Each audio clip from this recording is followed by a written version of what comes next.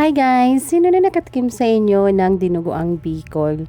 Yung dinuguan sa amin, may gata siya, tapos tinututungan yung niyog. Yung kinayod na niyog. Tapos ayan, nagluto kami ngayon. Actually, yung nanay ko pala nagluto. With pansit bato. Ayan, masarap siya. Yung iba, sikat to sa amin, yung pansit bato, tapos sasabawan yung pansit bato ng dinuguan. Pero mas masarap yung dinuguan talaga sa kanin, di ba? Yun lang guys. Thank you for watching.